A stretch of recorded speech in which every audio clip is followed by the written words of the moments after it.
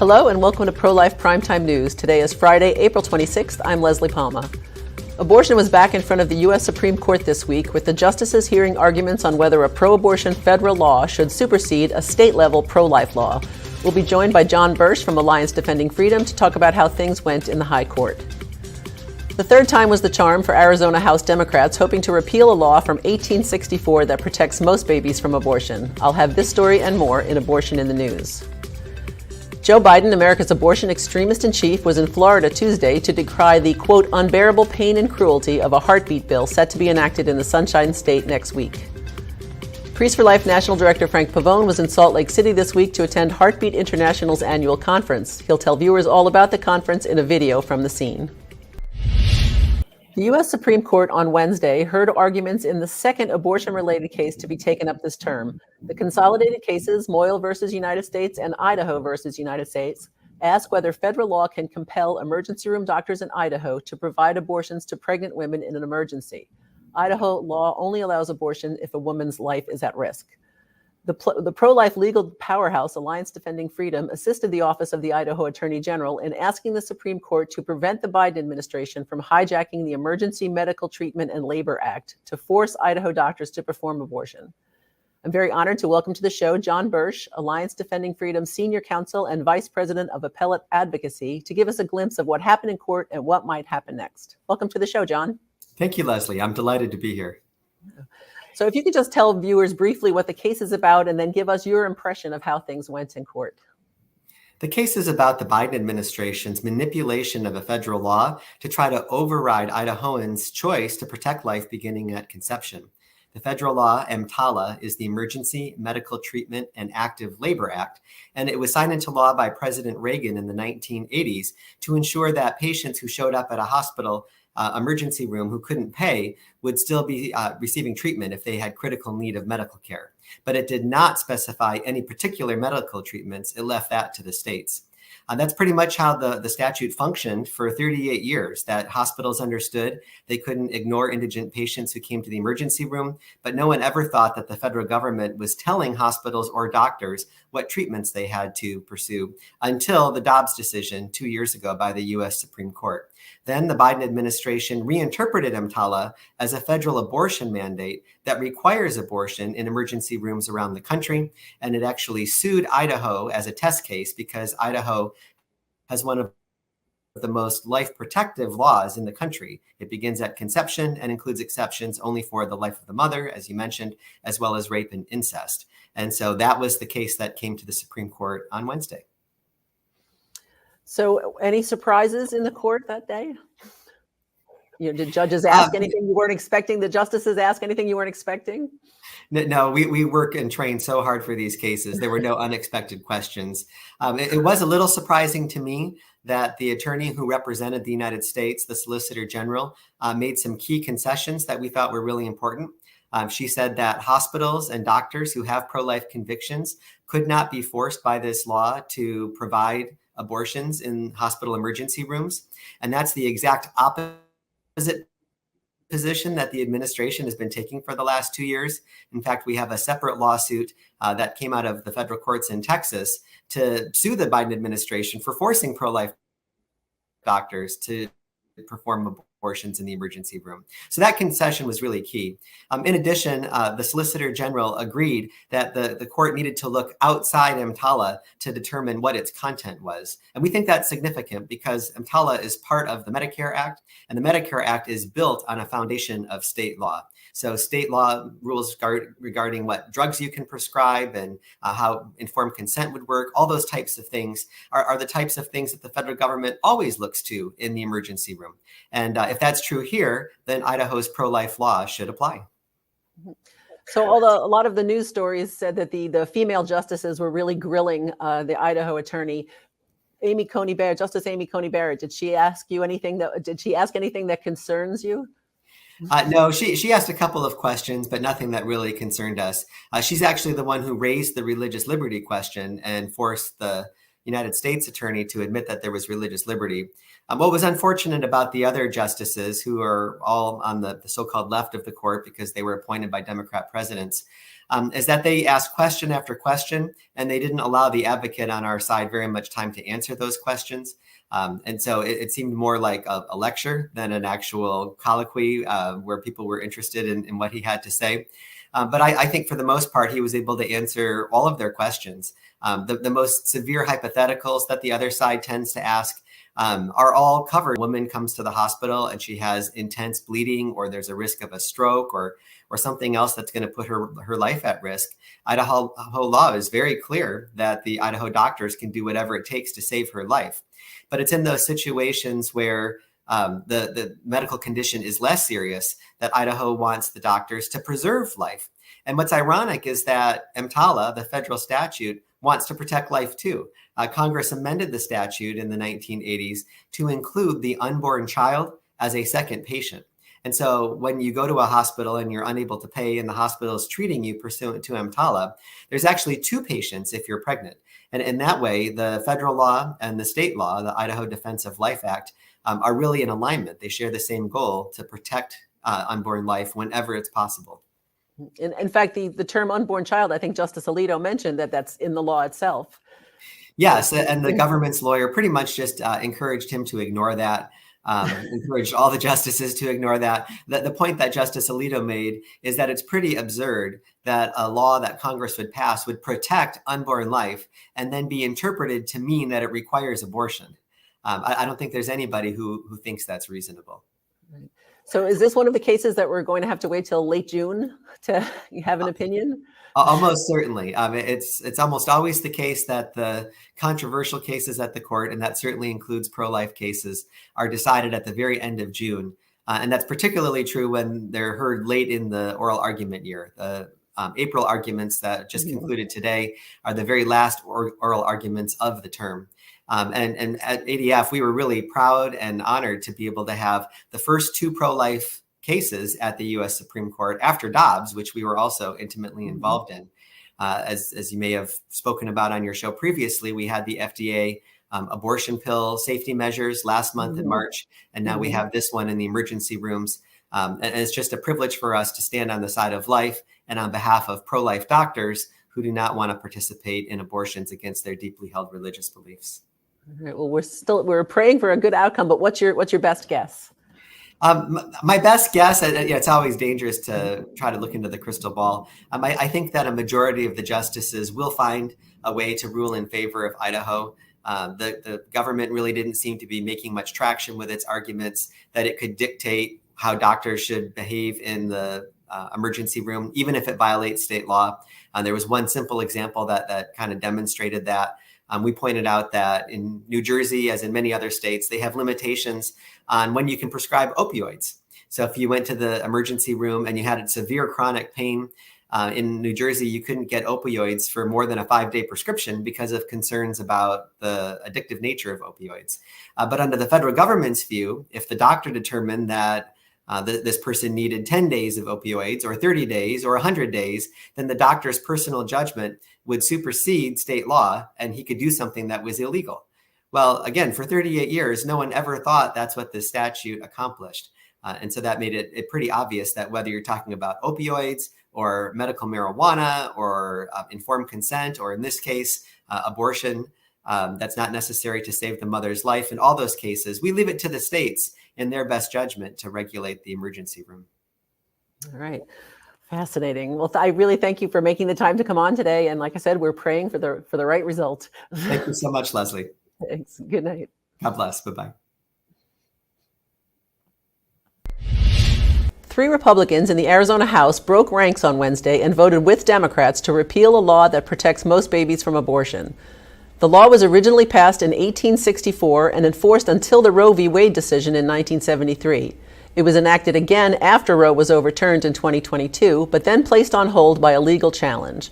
Earlier this month, the Arizona Supreme Court upheld the law as constitutional, and abortion advocates in the state have been apoplectic ever since. Democrats in the House now have been successful in passing a bill to repeal it. The bill should be taken up next week by the state Senate, which has a slim Republican majority. Tennessee Governor Bill Lee is expected to sign a bill making it a criminal offense to take a minor girl across state lines for an abortion. The bill passed the Senate 26-3 earlier this month. The House passed it by a vote of 75-24 on Tuesday. Also on Tuesday, Governor Lee signed the Baby Olivia Act, mandating that schools show a video of fetal development or a high-resolution ultrasound as part of their family life curriculum. The law cites as an example a 3-minute computer-generated video produced by the pro-life group Live Action, but it does not require that exact video to be shown. Similar legislation has passed or is being considered in Missouri, North Dakota, West Virginia, Kentucky, and Iowa. Maine's pro-abortion governor, Janet Mills, on Monday signed a law that will shield the medical records of out-of-state residents traveling into Maine to abort their children or to have gender-mutilating surgery. Planned Parenthood is thrilled with the new law, while critics point out it is yet another assault on parental rights. On the federal level, the Biden administration's Department of Health and Human Services this week announced a new rule that cracks down on prosecutors' ability to obtain abortion records. The rule strengthens a 1996 privacy law, the Health Insurance Portability and Accountability Act, or HIPAA, by shielding the medical records for those seeking an abortion. Priests for Life's Brian Kemper and Carol Siedenberg from the Silent No More Awareness Campaign were among thousands of pro-lifers in Sacramento Monday for the 4th annual California March for Life. Carol was interviewed by a CBS affiliate about an abortion she had at Planned Parenthood. Let's take a look. I was scared. I was frightened. I didn't know what to do. And I went to Planned Parenthood. They only gave me one option.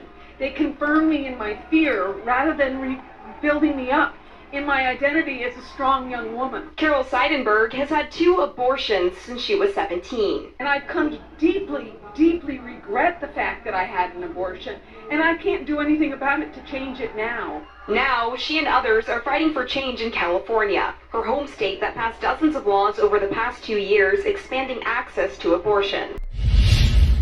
Pro-abortion Governor Gavin Newsom never showed his face, but he was in the news this week for proposing an emergency bill that would allow Arizona abortionists, who soon could find themselves out of work, to kill babies in the Golden State. And he released a hideously untrue commercial targeting an Alabama law that makes it illegal for people to help minor girls leave the state for abortions.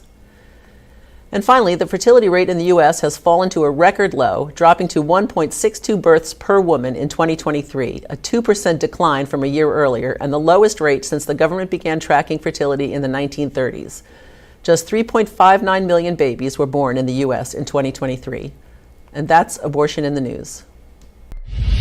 The abortion extremist-in-chief was in Florida Tuesday to rally support for his re-election campaign in a state that voted for Donald Trump in 2020 and where Republicans now outnumber Democrats by some 900,000 voters. During a speech at a community college in Tampa, Joe Biden said the heartbeat law set to take effect next week in Florida will force women in the state to endure, quote, unbearable pain and cruelty, and he blamed Trump for, quote, cruelty and chaos across the country following the overturning of Roe v. Wade. Abortion is one of very few issues where voter support is higher for Biden than Trump, and in Tampa, Biden even managed to utter the word abortion a few times, something he ordinarily avoids. Reacting to Biden's speech, Florida's pro-life governor, Ron DeSantis, said Floridians are not buying what Joe Biden is selling, and in November, we're going to play an instrumental role in sending him back to Delaware, where he belongs. Biden and Trump scored overwhelming victories in the Pennsylvania primaries on Tuesday. Republican Nikki Haley, who is no longer in the race, also got 155,000 votes. In the race for U.S. Senate, Republican David McCormick, a former hedge fund CEO who was unopposed in the primary, won the right to face off against Democratic incumbent Senator Bob Casey. In the race for a House seat, Representative Summer Lee, a far-left Democrat and a member of the so-called Squad, won the right to defend her seat in the state's 12th congressional district. And then we come back here to the state of Florida, where Ron DeSantis felt like he needed to run for president, and so 15 weeks wasn't good enough. We had to go to 6 weeks.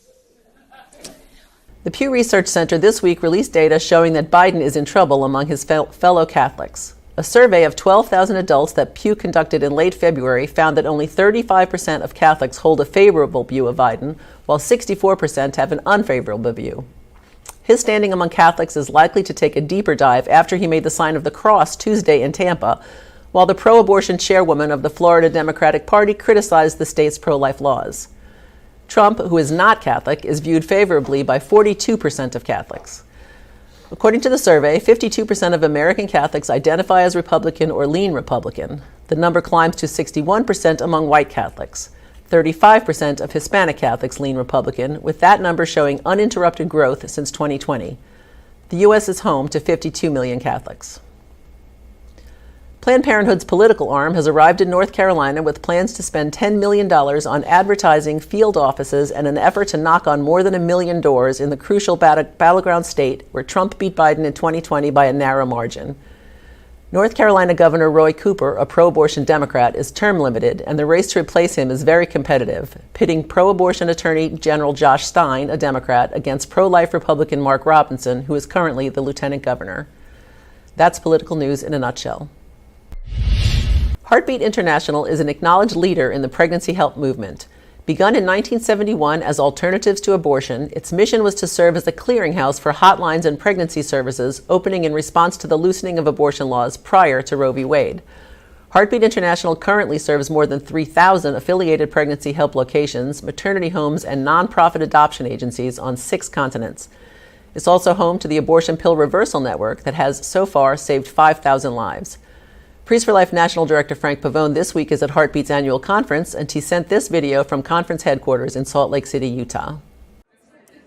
Hey friends, pro-life leader Frank Pavone here at the Heartbeat International Conference. This is taking place in Salt Lake City, and behind me you see a bunch of flags. Now these are flags from dozens of countries. This is Heartbeat International. So not only do we have thousands of people here that staff pregnancy centers across the United States, but we've got many people here from other countries doing the same work of saving the unborn, counseling their moms and dads, and providing the hope that replaces the despair that leads to abortion.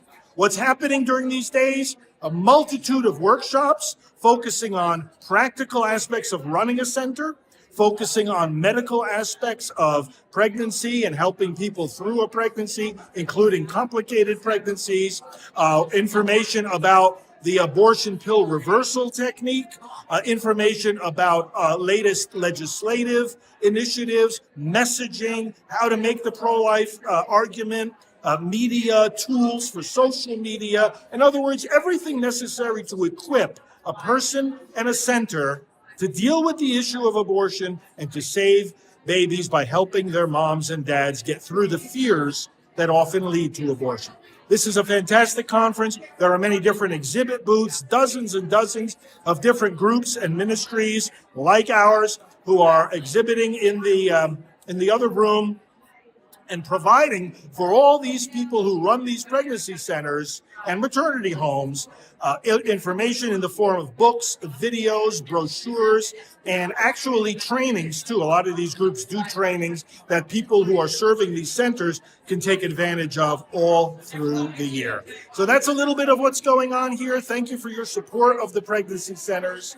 And Heartbeat International thanks you as well. Many of the centers, when they affiliate with Heartbeat, they receive special training and they receive special guidelines so that they're exercising best practices in the running of these centers. Goodwill is not enough. These people are filled with love, filled with goodwill, but you need the professional standards, and that's one of the things that affiliation with a group like Heartbeat provides. So the people at this conference are grateful for all of your support as well. And thank you for doing what you can for the pregnancy centers nearest to you.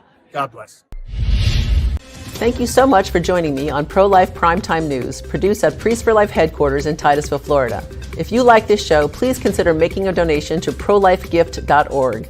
These donations help fund all of our work here at Priests for Life, which enables us to continue educating people to end abortion. For all your pro-life news updates during the week, please follow us on X at Pro-Life News Show, and please make sure to tune into our other shows like Just Ask Janet and Praying for America. Go to endabortion.tv for the schedule. I'm Leslie Palma, Communications Director. Remember, life is the only choice.